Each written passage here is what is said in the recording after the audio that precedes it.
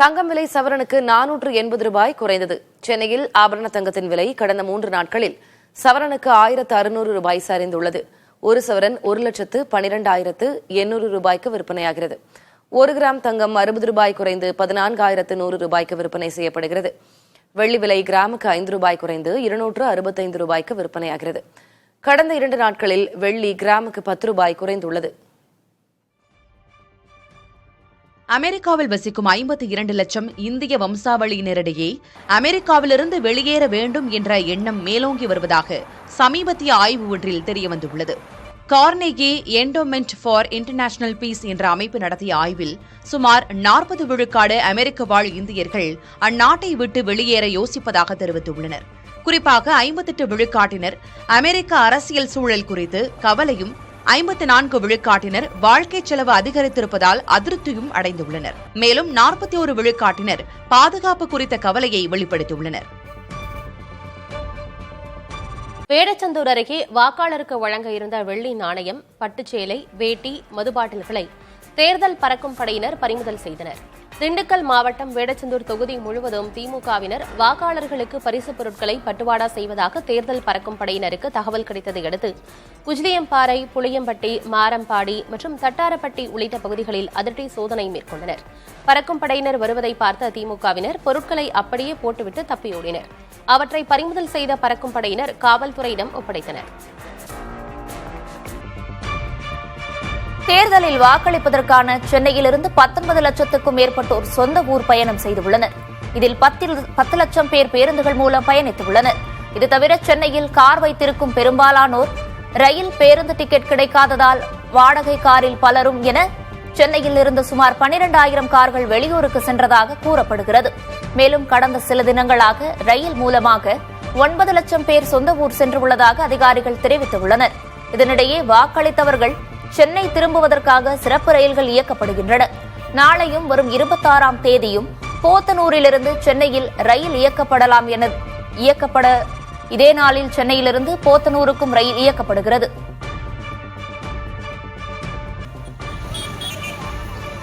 தேர்தலில் வாக்களிக்க சொந்த ஊர் சென்றவர்கள் மீண்டும் சென்னை திரும்ப விழுப்புரம் பேருந்து நிலையத்தில் குவிந்தனர். ஆனால் இரவு நேரத்தில் போதிய பேருந்துகள் இல்லாததால் பயணிகள் 1 மணி நேரத்திற்கும் மேலாக காத்திருக்க நேரிட்டது. பேருந்து வந்தபோது இருக்கைகளை பிடிக்க பயணிகள் முண்டியடித்ததால் தள்ளுமுள்ளு ஏற்பட்டது. இருக்கைக்காக பயணிகள் சண்டையிட்டுக் கொண்டதால் பேருந்து நிலையத்தில் பரபரப்பு நிலவியது. உக்ரைனின் பொருளாதார மற்றும் ராணுவ தேவைகளுக்காக $106 பில்லியன் நிதியுதவி வழங்க ஐரோப்பிய ஒன்றியம் ஒப்புதல் அளித்துள்ளது. ஹங்கேரி மற்றும் ஸ்லோவாக்கியா நாடுகளுக்கு உக்ரைன் வழியாக வரும் ரஷ்ய எண்ணெய் விநியோகத்திலிருந்து சிக்கல் முடிவுக்கு வந்ததை அடுத்து உக்ரைனுக்கு நிதியுதவி வழங்க எதிர்ப்பு தெரிவித்து வந்த அந்த நாடுகள் தற்போது தங்கள் தடையை விலக்கிக் கொண்டன. அத்துடன் ரஷ்யா மீதான புதிய பொருளாதார தடைகளையும் ஐரோப்பிய ஒன்றியம் உறுதி செய்துள்ளது. இந்த நிதி உக்ரைனின் சிதைந்த பொருளாதாரத்தை மீட்டெடுக்கவும் போர்க்கால நிதி நெருக்கடியை சமாளிக்கவும் பெரிதும் உதவும் என எதிர்பார்க்கப்படுகிறது. ராமநாதபுரத்தில் தேர்தல் பணிக்காக காத்திருப்போர் பட்டியலில் இருந்த 320 ஊழியர்களில் 100 பேருக்கு மட்டுமே ஊதியம் வழங்கப்பட்டதாக கூறி அரசு ஊழியர்கள் சாலை மறியலில் ஈடுபட்டனர். மீதமுள்ளவர்களுக்கு உரிய 2,000 ரூபாய் சம்பளத்தை வழங்காமல் அதிகாரி சென்றதால் ஆத்திரமடைந்த ஆசிரியர்கள் மற்றும் நகராட்சி ஊழியர்கள் செய்யது அம்மாள் பள்ளி முன் போராட்டம் நடத்தினர். தேர்தல் அதிகாரிகள் விரைந்து வந்து பேச்சுவார்த்தை நடத்தி ஊதியத்தை பெற்றுத் தருவதாக உறுதியளித்ததை அடுத்து போராட்டம் கைவிடப்பட்டது.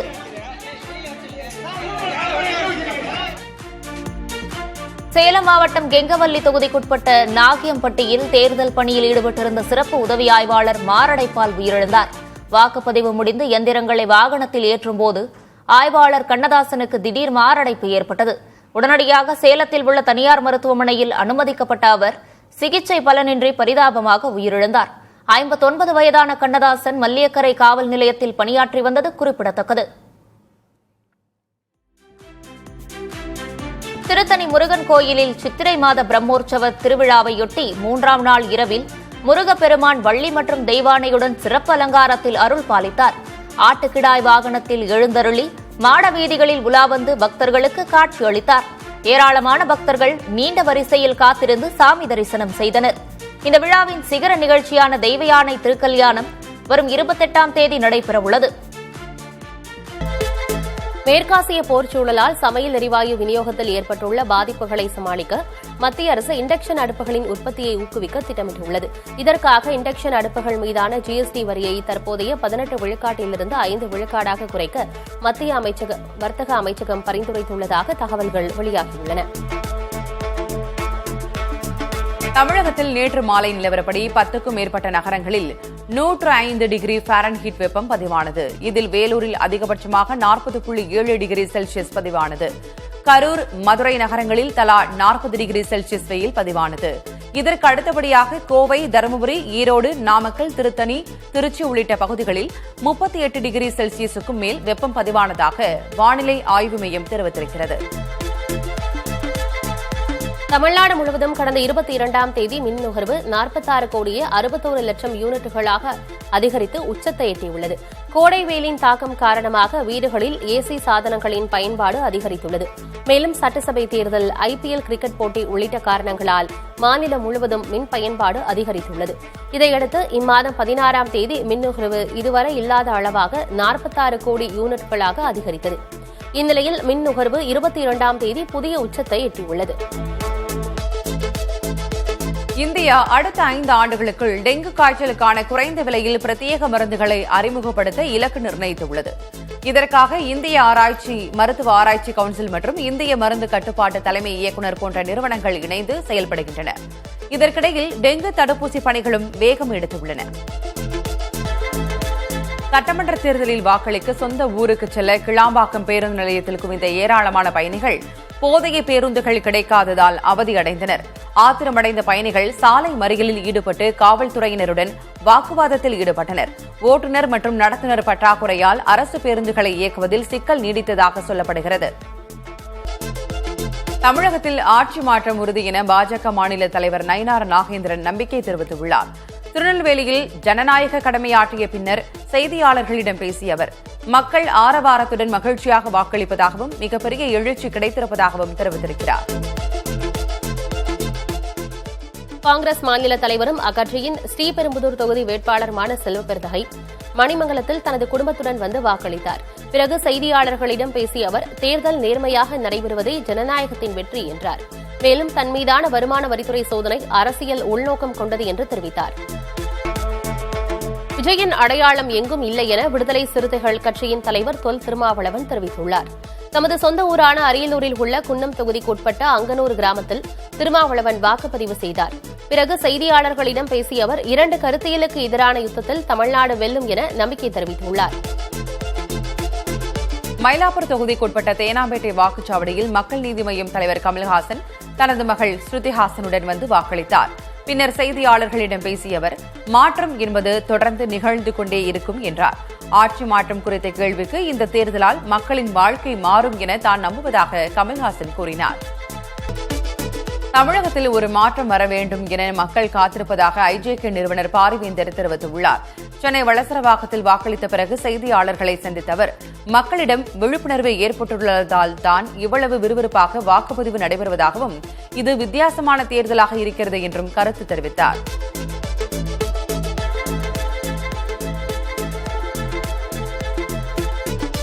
ஹோர்முஸ் நீரிணையில் 2 சரக்கு கப்பல்களை ஈரான் ராணுவம் அதிரடியாக சிறைப்பிடித்துள்ளது. பனாமா மற்றும் லைபீரியா நாட்டு கொடிகளுடன் பயணித்த இந்த கப்பல்கள் விதிகளை மீறியதாக கூறி ஆயுதமேந்திய வீரர்கள் கப்பலுக்குள் நுழையும் காட்சிகள் ஈரான் அரசு தொலைக்காட்சியில் வெளியாகியுள்ளன. உலகில் 5இல் 1 பங்கு எரிசக்தி போக்குவரத்து நடைபெறும் இந்த பகுதியில் ஈரானின் இந்த நடவடிக்கையால் சர்வதேச எரிசக்தி விநியோகம் கடுமையாக பாதிக்கப்பட்டிருக்கிறது.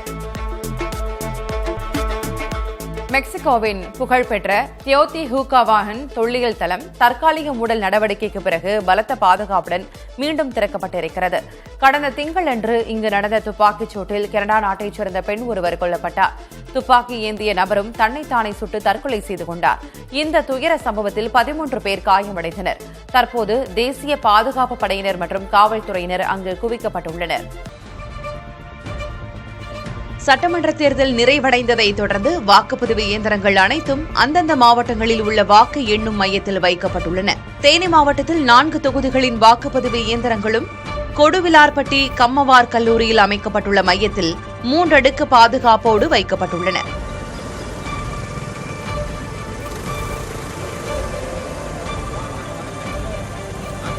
திருப்பூர் மாவட்டம் முழுவதும் 2822 வாக்குச்சாவடிகளில் வாக்குப்பதிவு முடிந்து எல்ஆர்ஜி அரசு மகளிர் கல்லூரியில் இயந்திரங்கள் சீல் வைக்கப்பட்டு அடுக்கப்பட்டுள்ளன.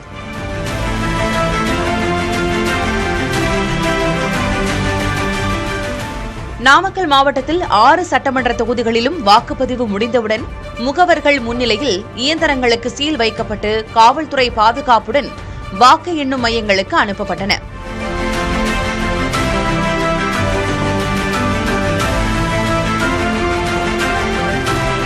திருவள்ளூர் மாவட்டத்தில் பாதுகாப்பு கருதி வாக்கு எண்ணும் மையங்களைச் சுற்றி 3 கிலோமீட்டர் தொலைவிற்கு ட்ரோன்கள் பறக்க மாவட்ட ஆட்சியர் தடை விதித்துள்ளார்.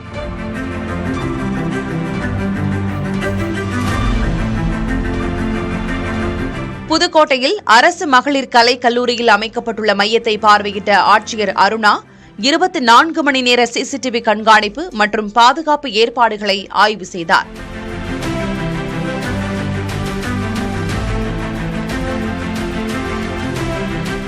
கோவையில் 10 சட்டமன்ற தொகுதிகளிலும் வாக்குப்பதிவு நிறைவடைந்து தடாகம் சாலையில் உள்ள அரசினர் தொழில்நுட்ப கல்லூரிக்கு பலத்த சோதனைகளுக்கு பிறகு வாக்குப்பதிவு இயந்திரங்கள் கொண்டு செல்லப்பட்டன.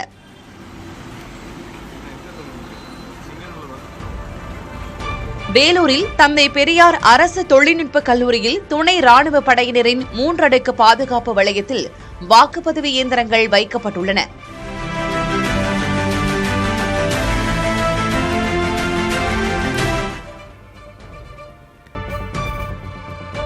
தமிழகம் முழுவதும் கடந்த 22ஆம் தேதி மின் நுகர்வு 46 கோடியே 61 லட்சம் யூனிட்டுகளாக அதிகரித்து உச்சத்தை எட்டியுள்ளது. கோடை வெயிலின் தாக்கம் காரணமாக வீடுகளில் ஏசி சாதனங்களின் பயன்பாடு அதிகரித்துள்ளது. மேலும் சட்டப்பேரவை தேர்தல், IPL கிரிக்கெட் போட்டி உள்ளிட்ட காரணங்களால் மாநிலம் முழுவதும் மின் பயன்பாடு அதிகரித்துள்ளது. இதனையடுத்து இம்மாதம் 16ஆம் தேதி மின் நுகர்வு இதுவரை இல்லாத அளவாக 46 கோடி யூனிட்டுகளாக அதிகரித்து இந்நிலையில் மின் நுகர்வு 22ஆம் தேதி புதிய உச்சத்தை எட்டியுள்ளது.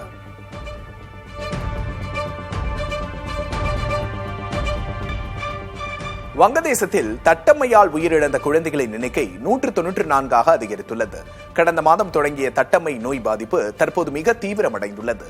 28,000க்கும் மேற்பட்ட குழந்தைகள் இந்த தொற்று நோயால் பாதிக்கப்பட்டிருப்பதாக சந்தேகிக்கப்படுகிறது. தடுப்பூசி செலுத்துவதில் ஏற்பட்ட சுணக்கம் மற்றும் ஊட்டச்சத்து குறைபாடு ஆகியவை இந்த உயிரிழப்புகளுக்கு முக்கிய காரணமாக கூறப்படுகின்றன. அந்நாட்டு அரசு தற்போது அவசர கால தடுப்பூசி முகாம்களை நாடு முழுவதும் தீவிரப்படுத்தியுள்ளது. சொமாலியாவின் தலைநகர் மொகதிஷுவில் கனமழையால் முக்கிய சாலைகள் மற்றும் சந்திப்புகள் வெள்ளத்தில் மூழ்கியுள்ளன. இதனால் போக்குவரத்து கடுமையாக பாதிக்கப்பட்டு வாகனங்கள் ஆங்காங்கே நிற்கின்றன. பொதுமக்கள் நீரில் நடந்து செல்லும் நிலை ஏற்பட்டுள்ளது. முறையற்ற வடிகால் அமைப்பு மற்றும் திட்டமிடப்படாத நகர விரிவாக்கத்தால் மொகதிஷுவில் அடிக்கடி இத்தகைய வெள்ளப்பெருக்கு ஏற்படுவதாக கூறப்படுகிறது. வரும் நாட்களில் தெற்கு சோமாலியாவில் மழையின் அளவு இன்னும் அதிகமாக இருக்கும் என்று எச்சரிக்கை விடுக்கப்பட்டுள்ளது.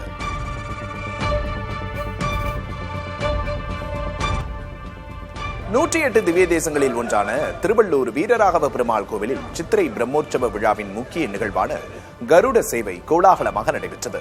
உற்சவர் வீரராகவ பெருமாள் கருட வாகனத்தில் எழுந்தருளி 4 மாட வீதிகளில் உலா வந்து பக்தர்களுக்கு அருள் பாலித்தார்.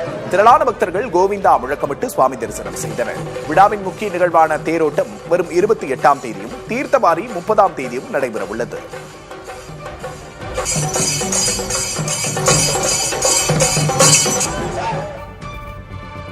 செங்கல்பட்டு மாவட்டம் மாமல்லபுரத்தில் புகழ்பெற்ற தலசயன பெருமாள் கோவிலில் சித்திரை பிரம்மோற்சவம் கொடியேற்றத்துடன் கோலாகலமாக தொடங்கியது. காலை 6 மணியளவில் தங்க கொடி மரத்திற்கு சிறப்பு பூஜைகள் செய்யப்பட்டு விழா தொடங்கப்பட்டது. இதில் ஏராளமான பக்தர்கள் கலந்து கொண்டு வழிபட்டனர்.